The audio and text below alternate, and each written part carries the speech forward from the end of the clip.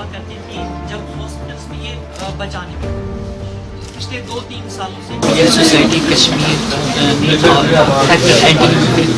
جو ہے وہ ڈسٹریبیوٹ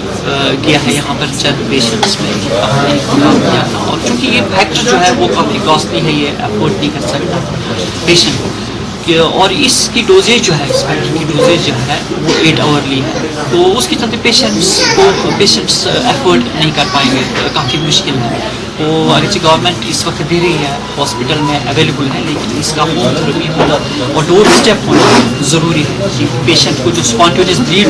ہو جاتا ہے، اسپونٹینیس بلیڈ جب ہو جاتا ہے کہیں بھی ہو سکتا ہے، ایبڈومینل ایوپسائسس ہیماٹوما انٹراکرینیل بلیڈ تھروٹ اور نیک میں، وہ لائف تھریٹنگ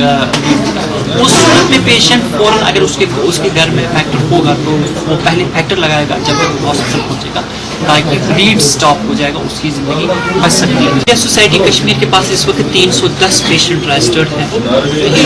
جن کو یہ بلیڈنگ ڈس آرڈر ہے، اور 310 کے برابر ہے جی ایم سی سری نگر، گورنمنٹ میڈیکل کالج سری نگر میں اس وقت گورنمنٹ ہمارے لیے فنڈس جو دیتے ہیں یہ اینٹی ہیموفیلک فیکٹر کے لیے جو کہ G M C government medical college Srinagar کو دیا جاتا ہے، تو وہ بہت کم ہے، جبکہ آن ڈیمانڈ اگر ہم آن ڈیمانڈ کی بات کریں تو وہ 14.5 کروڑ ہے اس وقت جو ریکوائرمنٹ ہماری ہے، لیکن گورنمنٹ نے اس سال بھی جو بجٹ ہیموفیلیا کے لیے بھیجی ہے وہ 3 کروڑ ہے، تو جس سے ان کا ٹریٹمنٹ نہیں ہو پائے گا۔ میں آپ کو ایک ایگزامپل دے دوں گا، اگر کسی ڈائبٹک پیشنٹ کو بی ڈی انسولین دینا ہے، اگر ان کو 10 یونٹ انسولین دینا ہے، اگر ان کو 5 یونٹ ہی دیں گے،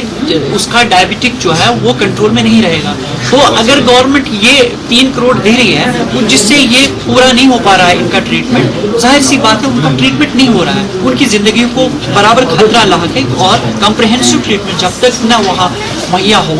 تو برابر ان کی زندگی کو خطرہ ہے، اور وہ پیرالائز ہوتے رہیں گے، ڈسیبل ہوتے رہیں گے، جوائنٹ ان کے خراب کرپل ہوتے رہیں گے۔ ان میں زیادہ تر موسٹلی وہ بچے ہیں، وہ سکول نہیں جا پا رہے ہیں اس وقت، بہت سارے زیادہ تعداد پیشنٹس کا جو ڈراپ آؤٹ ہیں، جنہوں نے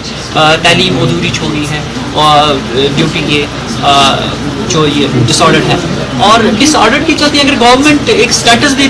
دیتے ان کو، تاکہ ان کو ایک راحت کا سامان پیدا ہوتا ہے ان کے لیے۔